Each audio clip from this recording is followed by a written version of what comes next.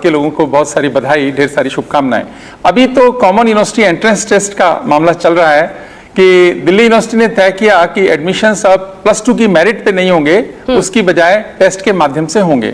तो जो +2 की मेरिट थी उससे बहुत साल हम चले, उसके बहुत सारे फायदे भी थे, कुछ नुकसान थे कि बहुत सारे बोर्ड हैं देश के अंदर, कोई बोर्ड लीनियंट है, कोई बोर्ड स्ट्रिक्ट है, कोई किस तरह से मार्किंग करते हैं। तो जब हम स्टूडेंट्स को एडमिट करते थे तो एक कॉमन फील्ड सबको ठीक से मिलता नहीं था।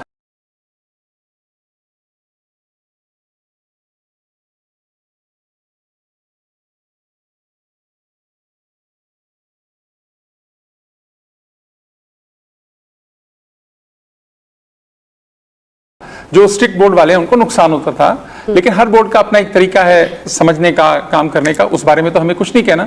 लेकिन अभी जो नया सिस्टम आया कॉमन यूनिवर्सिटी एंट्रेंस टेस्ट, इसका हमको थोड़ा फायदा होगा कि सभी बच्चों को एक ही तरह से एडमिशन के तरीके में आना पड़ेगा और उस पर टेस्ट की परफॉर्मेंस ही तय करेगी कि आपको किस कॉलेज में और किस कोर्स में एडमिशन मिलता है। तो ये जो व्यवस्था है, मैं ऐसा मानता हूं कि ये सभी के लिए समान अवसर देती है, चाहे आप छोटे शहर के हैं, चाहे बड़े शहर के हैं, चाहे गाँव के हैं, चाहे भारत के किसी दूर इलाके से हैं, क्योंकि बहुत ही बड़ा और विविधता वाला ये देश है अपना। तो इस कारण से अलग अलग बोर्ड्स की बजाय ये एक अच्छा माध्यम है और कल से ये कॉमन यूनिवर्सिटी एंट्रेंस टेस्ट शुरू होगा और आपके माध्यम से मैं जो लोग भी 14 लाख लोग इसमें बैठने वाले हैं और 14 लाख बच्चे जिनमें से 8 लाख के करीब ऐसे हैं जो दिल्ली यूनिवर्सिटी में भी एडमिशन लेना चाहते हैं और हमारे पास 70,000 सीट्स हैं। मेरी तरह मैं सबको शुभकामनाएं दूंगा कि आप अच्छे से तैयारी कीजिए, 12th की एग्जाम में अपियर होइए, बिल्कुल चिंता मत कीजिए बाकी चीजों की। आपके लिए एक स्वर्णिम भविष्य इंतजार कर रहा है। 14 लाख, जैसा कि आपने कहा, 14 लाख से ज्यादा बच्चों के लिए ये अहम परीक्षा कल है और सबकी नजर इस पर रहेगी। देखिए, जो बिंदु ऐसे हैं सिंह साहब, प्रोफेसर साहब, जिस पर बच्चों के मन में बहुत ज्यादा परेशानी इस वक्त है, उनको लेकर मैं शुरुआत करना चाहती हूं। एक एक पॉइंट उठाऊंगी, आप उसका जवाब दीजिएगा। परीक्षा की तैयारी तो बच्चे कर रहे हैं, लेकिन सवाल यह है कि कई ऐसे विषय हैं जिनको मतलब अलग अलग एग्जाम्स देना है। कुछ को बहुत टाइम मिलेगा, गैप है, कुछ को ऐसा है जो बैक टू बैक पेपर्स है, यानी हाफते भागते हुए बच्चों को एग्जाम देना पड़ेगा। उसका क्या उपाय है? ऐसा है कि उससे बहुत फर्क पड़ने वाला नहीं है। उसका कारण है, क्या होगा अगर कल जो स्टूडेंट्स अपियर हो रहे हैं जिनको कम समय मिला तैयारी करने के लिए जो कहा जा रहा है, और जो अगस्त का जो फेज 2 है उसमें जाएंगे जिनको की ज्यादा तैयारी को टाइम मिलेगा, आज जो अपियर होंगे पहले उनका परसेंटाइल निकाला जाएगा उन स्टूडेंट्स का, और जो अगस्त में अपियर होंगे उनका अलग से परसेंटाइल निकाला जाएगा और बाद में उसको नॉर्मलाइज करेंगे। तो अगर सबको ज्यादा टाइम मिला है तो सबके फायदे की अगर वो बात है तो ऐसा माना जाता है कि सबको ज्यादा नंबर आएंगे तो वो परसेंटाइल निकालते हुए उसका इंपैक्ट बहुत ही कम हो जाएगा। और जब हम उसको नॉर्मलाइज करेंगे तो मैं नहीं समझता कि उसका कोई खास इंपैक्ट रहने वाला है।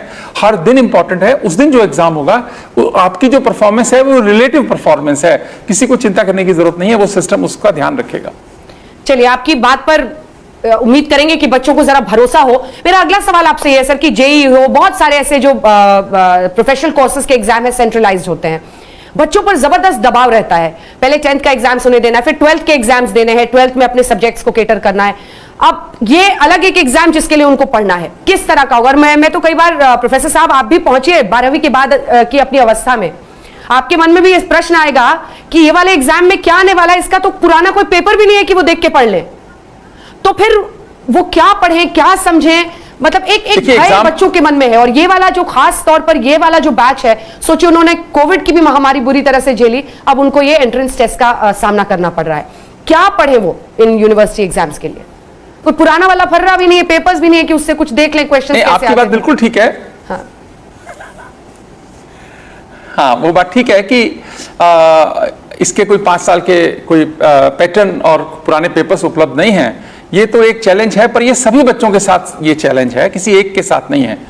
दूसरी बात ये है कि जो तैयारी का वक्त है वो तो टाइम पे अनाउंस हुआ था कि ये टेस्ट होगा इस तरह से, लेकिन उससे ज्यादा महत्वपूर्ण क्या है कि सभी बच्चों को समान अवसर इससे मिलेगा। और जहां तक आपने कोविड की बात कही, वो तो एक देखिए अनफॉर्चुनेट समय आया ही। अभी +2 के एग्जाम्स के आधार पर यदि हम एडमिशन करते हैं तो फिर भी मुझे ऐसा लगता है बहुत सारे बच्चों के साथ उसमें अन्याय होता था, उसको ये दूर करेगा। और भारत बहुत बड़ा देश है, इतने सारे स्टूडेंट्स हैं, सबकी इच्छा है कि अच्छे यूनिवर्सिटीज में उनके एडमिशन्स हों। तो ये तो बहुत कॉम्पिटिटिव पहले भी था, आज भी है, कल भी रहने वाला है। लेकिन इसी से रास्ते निकलते हैं, इसीलिए स्टूडेंट एनसीईआरटी की जो बुक्स हैं उसके हिसाब से तैयारी करें, ये पेपर उसी में से आएगा। और जो दूसरे बोर्ड्स हैं, अब ये एक और बात आती है कि डाइवर्सिटी है, बोर्ड्स के थोड़े बहुत सिलेबस अलग होते हैं कुछ विषयों के, इसी कारण से ये जेईई और नीट से अलग थोड़ा है। यहाँ पर क्या है, थोड़ी चॉइस दी गई है स्टूडेंट्स को कि आपको 50 क्वेश्चन हैं तो आपको उसमें से 40 ही करने हैं। उस चॉइस से उस चीज को मिनिमाइज करने का काम किया गया है।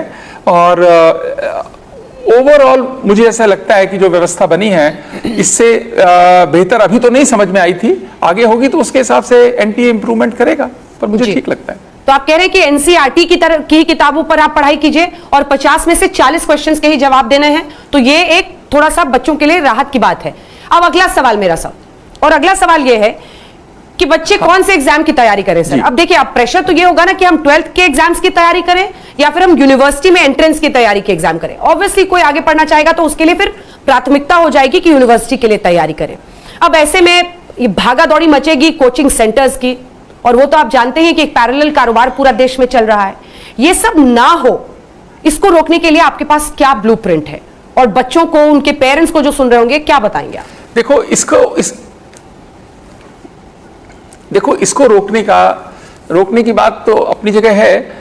जो एग्जाम है ये अगर 12th के सिलेबस से ही पूरा आता है, डिफिकल्टी लेवल इसका मीडियम होता है, तो जिस बच्चे ने 12th में अच्छा किया है वही टेस्ट में अच्छा करेगा। एनटीए इसका कोरिलेशन बाद में निकालेगी, उनको निकालना भी चाहिए इस बात का कि जिन्होंने 12th में अच्छा किया उन्होंने क्या यहाँ अच्छा किया। हम तो दिल्ली यूनिवर्सिटी में जरूर निकाल के देखेंगे इस बात को, और अगर पॉजिटिव कोरिलेशन आता है इस चीज का तो ये चीज भी मिनिमाइज होगी। लेकिन जो 12th की तैयारी बच्चे अच्छे करके आएंगे वो सीयूईटी में अच्छा करेंगे, ऐसा मेरा भरोसा है। किसी को इसमें चिंता करने की जरूरत नहीं है। ठीक है, अब अलग से विशेष कोचिंग की इसके लिए कोई आवश्यकता नहीं जी। अब ये जो क्वेश्चंस वाला सेक्शन है सर, उस पे आते हैं कि बताया जा रहा है कि 2 सेक्शंस होंगे लैंग्वेजेस के सीयूईटी में। एक सेक्शन 6 डोमेन स्पेसिफिक सब्जेक्ट्स का होगा जो कि स्टूडेंट ने चूज किया है, एक होगा जो कि जनरल टेस्ट होगा और जनरल नॉलेज के क्वेश्चंस होंगे।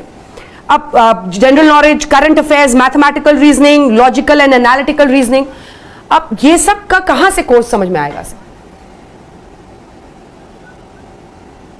नहीं, बात ऐसी है, बोलिए बोलिए सर, आपकी आवाज आ रही है। नहीं, बात ऐसी है कि इसमें हर सब्जेक्ट को, हर एक को, हर सब्जेक्ट को सबको देने की आवश्यकता भी नहीं है। क्या है, हर एडमिशन का कोर्स में अलग एलिजिबिलिटी क्राइटेरिया है। जैसे पहले होता था +2 के मार्क्स में, +2 में आप 6 सब्जेक्ट्स दे रहे हैं, तो अगर आपको फिजिक्स ऑनर्स में लेना है तो फिजिक्स, केमिस्ट्री, मैथमेटिक्स लग रहा था आपके लिए, ऐसे ही लगेगा। एक लैंग्वेज लगती है, तो हर यूनिवर्सिटी का अपना एक क्राइटेरिया होता है। दिल्ली यूनिवर्सिटी का जो पिछले साल क्राइटेरिया था एडमिशन का वही रहने वाला है। तो जैसे जनरल नॉलेज की आप बात करें, कोई कंपलसरी नहीं कि दिया ही जाए, ये किसी एक खास विषय में जहां पर पहले भी जनरल नॉलेज की आवश्यकता होती थी, एक हमारा बैचलर ऑफ मैनेजमेंट स्टडीज का प्रोग्राम चलता है या और किसी यूनिवर्सिटी में कुछ चलता हो, तभी देने की आवश्यकता है। हर एक को सारे सब्जेक्ट्स में अपीयर होने की भी जरूरत नहीं है। आप जिन कोर्सेज में एडमिशन लेना चाहते हैं उस कोर्सेज की एलिजिबिलिटी में जो सब्जेक्ट हैं उसी की आवश्यकता है। इसी कारण तो अब देखिए 50,000 से ज्यादा कॉम्बिनेशन बने हैं। सभी स्टूडेंट्स ने सारे कॉम्बिनेशन का न तो पॉसिबल है ना आवश्यक है। अपने इंटरेस्ट के हिसाब से स्टूडेंट चूज कर रहे हैं, उन्होंने उसी तरह के ऑप्शन सेलेक्ट किए हैं और वैसे ही सब्जेक्ट देंगे। अभी आपकी जो 12th की मार्कशीट आएगी, ये एनटीए वाली जो मार्कशीट आएगी, वो हर सब्जेक्ट वाइज आपका परसेंटाइल उसमें लगा होगा, उसी आधार पे एडमिशन होगा। और इसमें अब बहुत चिंता करने की बात नहीं है। सुबह से तो एग्जाम शुरू हो ही जाएंगे, आप अच्छे से सब तैयारी करेंगे स्टूडेंट्स, तो सबके हित में रहेगा ये। अच्छा प्रोफेसर साहब, ये बताइए कि कहा जा रहा है इससे ऑप्शंस यानी विकल्प कम हो जाएंगे। जैसे पहले कोई बायोलॉजी पढ़ता था और फिर वो डिसाइड करता था कि अब मैं यूनिवर्सिटी में, मुझे कट ऑफ मार्क्स में दूसरे सब्जेक्ट में एडमिशन मिल रहा है, तो वो उसमें चला जाता था। कई बार साइंस से सीधे आर्ट्स में भी चले जाते थे। लेकिन अब यहां पर ये नहीं हो पाएगा। मतलब क्या है उसकी जो तरीका? मान लीजिए हिस्ट्री में किसी ने, नहीं, ये होगा। कैसे होगा सर, कैसे होगा, ये समझा दें। जी, एक टेस्ट लेना है। देखिए, जो पहले एलिजिबिलिटी क्राइटेरिया होता था हिस्ट्री में एडमिशन लेने के लिए, कि अगर अभी हिस्ट्री में तो यह है कि 4 बेस्ट सब्जेक्ट आपके ग्रेजुएशन के हैं तो अगर आपको हिस्ट्री में एडमिशन मिलता है, 12th के हैं, उसके आधार पर एडमिशन मिलता था। तो अभी भी वो रहने वाला है। जिसने साइंस के सब्जेक्ट से भी अपेयर हुए हैं तो आप हिस्ट्री में एडमिशन ले सकते हैं। कोई भी ऑप्शन कम नहीं हुआ है। जो पिछले साल सारे ऑप्शंस अवेलेबल थे वो आज भी अवेलेबल हैं। एक साइंस का स्टूडेंट कॉमर्स भी ले सकता है और आर्ट्स भी ले सकता है। एक कॉमर्स का स्टूडेंट कॉमर्स भी ले सकता है और आर्ट्स भी ले सकता है। पहले भी आर्ट्स का स्टूडेंट साइंस नहीं ले सकता था, तो अभी भी नहीं ले सकता। साइंस का और आर्ट्स का स्टूडेंट अगर कॉमर्स उसने कुछ खास सब्जेक्ट नहीं पढ़े, नहीं ले सकता था, तो अभी भी नहीं ले सकता। जितने ऑप्शंस लास्ट ईयर तक थे वो सारे के सारे ऑप्शंस वैसे के वैसे हैं। केवल बोर्ड्स की डिस्पैरिटी को खत्म करने के लिए बोर्ड की जगह अब ये CUET के मार्क्स लगने वाले हैं। कोई भी ऑप्शन किसी का जरा सा भी कम नहीं हुआ है। अच्छा, ये कल से जो एग्जाम हो रहा है तो इस पर आप क्या बातचीत करना और चाहेंगे, वो अपने YouTube चैनल पर हम ये बातचीत जारी रखेंगे। धन्यवाद आपका हमारे साथ बातचीत करने के लिए आज तक पर। प्रोफेसर साहब, मेरा अगला सवाल आपसे यह है, क्योंकि आज तक पर हमारे YouTube चैनल पर हमारे दर्शक ये प्रोग्राम अभी भी देख रहे हैं। मेरा अगला सवाल आपसे यह है कि लोगों के मन में जो आशंकाएं इस वक्त हैं, आपके पास भी बहुत सारी क्वेरीज आ रही होंगी, कौन सी ऐसी प्राथमिक चीजें हैं जो आप बताना चाहेंगे हमारे स्टूडेंट्स को? क्योंकि अब देखिए कल एग्जाम आ गया है और जो ये पहला बैच है उनके लिए तो वाकई मुश्किलों भरा है। कुछ जो ऐसे टिप्स आप देना चाहें कि अब तो बस शाम और रात बची है कि लास्ट में वो क्या क्या पढ़े, कि हमेशा हम लोग यही मनाते थे सर कि वही पढ़े जो एग्जाम में आ जाए। बिल्कुल ठीक कह रहे हैं आप। देखो, एक तो इसमें सबसे बड़ी बात यह है कि चिंता छोड़ दें आप, एक बात तो ये। दूसरा, डिफिकल्ट है इस बैच के साथ तो सब बच्चों के लिए है डिफिकल्ट। समान अवसर है तो वो सबके लिए है, परेशानी है तो वो सबके लिए, किसी सेलेक्टिव ग्रुप के लिए नहीं है। तो वो जब हम परसेंटाइल निकालेंगे तो उसका इफेक्ट खत्म हो जाएगा। निश्चिंत रहें, आपने जो प्लस 2 में अच्छे से तैयारी करी है उसी पे फोकस करें, थोड़ा रिवाइज करें इसको, और कल बहुत शांत मन से आप अपियर होइए। जहां तक बात है कि 4, 5 या 6 सब्जेक्ट्स अगर आपको देने हैं, वो जैसा आपने सिलेक्शन किया था वैसे आपको सब्जेक्ट आए हैं। कुछ केसेस में ऐसा हुआ है कि सेंटर जो है चेंज करने की बात आई, तो कोई डिफिकल्टी अगर कहीं रही भी होगी, पर वो बहुत कम है, बहुत कम है जिन बच्चों को सेंटर चेंज करना पड़ा होगा किसी ना किसी कारण से। लेकिन फिर भी कोई डिफिकल्टी है तो एनटीए की हेल्पलाइन पे आप जाके लिखवाएंगे तो वो इमीडिएटली इस पर एक्शन लेंगे। एनटीए की पूरी टीम इसके लिए लगी हुई है। जैसी भी कोई डिफिकल्टी आती है, सेंटर को लेकर आती है, टेक्नोलॉजी को लेकर आती है, तो वो आपकी मदद करेंगे। लेकिन जब आप सेंटर पे जाएंगे और आप, क्योंकि कंप्यूटर बेस्ड एग्जामिनेशन है ये, अगर आपको वहां परेशानी लगती है कोई ऑपरेशन में, किसी चीज में, तो वहां पर लोग आपकी मदद करने के लिए होंगे। बिना घबराए जाइए। और अगर कोई ऐसा कहीं रिमोट में कोई स्टूडेंट है जिसको कि कंप्यूटर पे चलाना भी नहीं आता है, तो मैं कहूंगा कि आज थोड़ा अभ्यास कर लें किसी के साथ में छोटा बहुत। कंप्यूटर चलना नहीं है, आपको लगा हुआ ही मिलने वाला है, आपको तो ऑप्शंस ही सेलेक्ट करने हैं, पर वहां लोग होंगे आपकी मदद के लिए। निश्चिंत होकर जाइए, कोई परेशान होने की जरूरत नहीं है। अच्छा सर, ये कितने कितने एग्जाम्स और कितने कितने ओवर अ पीरियड ऑफ, किस तरह से आपने ये शेड्यूल बनाया है, किन बातों का ख्याल रखा है? नहीं, इसमें तो क्या है, देखिए स्टूडेंट सेंट्रिक है ये। हर स्टूडेंट ने अलग अलग ऑप्शन सेलेक्ट किए थे कि मेरे को इंग्लिश अपियर करना है, फ्रेंच करना है, फिजिक्स देना है, मैथमेटिक्स देना है। एक ही कंडीशन है कि वो सब्जेक्ट आपने प्लस 2 में पढ़ा होना चाहिए, ये जनरल नॉलेज के अलावा। जिन सब्जेक्ट्स को आपने प्लस 2 में पढ़ा है आप उसी के एग्जाम दे सकते हैं। जब प्लस 2 में 6 सब्जेक्ट थे तो 6 के ही एग्जाम आप दे सकते हैं, उससे कम भी दे सकते हैं यदि आपकी एलिजिबिलिटी ऐसी बनती है तो लोगों ने 6 सब्जेक्ट वो सेलेक्ट किए हैं जहां से पढ़ा है। और जनरल नॉलेज एक जरूर है कि एडिशनल सब्जेक्ट है एप्टीट्यूड का, वो इसलिए जरूरत पड़ती है कि एक दो डिसिप्लिन ऐसे हैं किसी यूनिवर्सिटी के जहां उसकी आवश्यकता है। वो पहले भी टेस्ट से लेते थे, उनको तैयारी वहां पहले करनी पड़ती थी उसके लिए। वैसे नया कुछ नहीं है, केवल ये कि 2 बार एग्जाम हो गया, एक प्लस 2 का उनको देना पड़ा और अब ये मल्टीपल चॉइस क्वेश्चंस हैं। मल्टीपल चॉइस का आप जानते हैं कि उसका तरीका थोड़ा अलग होता है, पर वो क्योंकि उसी एग्जाम से होना है, रीजनेबल डिफिकल्टी आएगी। ये कोई जेई की तरह की डिफिकल्टी लेवल नहीं होगा कि बहुत हाई डिफिकल्टी लेवल होगा, रीजनेबल डिफिकल्टी होगी, प्लस 2 से होगी। तो बिना घबराए आप एग्जाम दीजिए, अच्छा होगा सब। ये जनरल नॉलेज वाला कहाँ से पढ़ना है सर? इसका कोई स्पेसिफिक बुक है, कोई स्पेसिफिक एरिना है? ये जो करंट अफेयर्स जनरल नॉलेज है, इसकी जनरल नॉलेज का तो बहुत सारी बुक्स, हाँ, करंट जनरल नॉलेज, एप्टीट्यूड, ये तो क्या है, बहुत सारी बुक्स अवेलेबल जनरल नॉलेज की भी हैं, सेट की बुक भी आती हैं, बहुत सारी आती हैं। उसके हिसाब से आप तैयारी उसकी करें, पर वो तो बहुत थोड़े स्टूडेंट्स के लिए उसकी आवश्यकता है। जैसे कि किसी ने मैनेजमेंट स्टडीज पढ़ना है या कोई इस तरह का रिलेटेड कोई सब्जेक्ट है, बाकी के लिए इसकी आवश्यकता ही नहीं है एलिजिबिलिटी में। तो 14 लाख में से मुझे लगता नहीं कि 13 लाख लोगों ने इसको लिया होगा, और फिर भी हाँ, मुझे जानकारी नहीं है, डेटा नहीं है मेरे पास, मैं अंदाजे से कह रहा हूँ। और 14 लाख में से सिर्फ सीटें 70,000 है सर? नहीं, ऐसा नहीं है। देखो, डीयू के अंदर 70,000 सीटें हैं। हमारे पास जो ऑप्शन दिया है 14 में से 8 लाख स्टूडेंट्स ने, करीब 7.5 लाख स्टूडेंट्स ने हमारा ऑप्शन लिया है डीयू का, कि वो डीयू में इंटरेस्टेड है एडमिशन लेने के लिए। ऑप्शंस भी दिए हैं, उस तरीके से अपियर होंगे। हमारे पास करीब 70,000 सीट्स हैं सभी कॉलेजेस में मिलाकर, और जो सेंट्रल यूनिवर्सिटीज हैं, टोटल 90 यूनिवर्सिटीज के करीब पार्टिसिपेट कर रही है ना, तो मैं समझता हूँ कि करीब 1.5-2 लाख सीट होंगी टोटल 1.5 से 2 लाख सीटें आप बता रहे हैं? 1.5 लाख सीट होंगी, 2 भी हो सकते हैं। सीट 1.5-2 लाख जी जी जी 70,000 हमारी डीयू की हैं।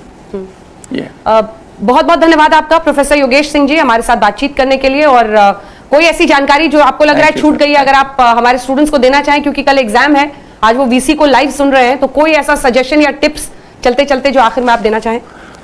नहीं, मैं तो उनको यही कहना चाहूंगा, टिप तो कोई नहीं है मेरे पास, लेकिन मैं तो यही कहना चाहूंगा, देखो पैनिक मत करो सारी सिचुएशन में, बहुत शांत मन से अच्छे से जाकर एग्जाम दो। आपने 12th अच्छा किया है तो ये अच्छा आपका होगा ही, ये मान के चलो, इसमें कुछ अलग से नहीं पूछने वाले हैं। जो +2 की तैयारी थी वही काम आपके लगने वाली है। आप सबको बहुत सारी शुभकामनाएं, और दिल्ली यूनिवर्सिटी में हम आपके स्वागत के लिए तैयार खड़े हैं। आप आइए, एडमिशन लीजिए।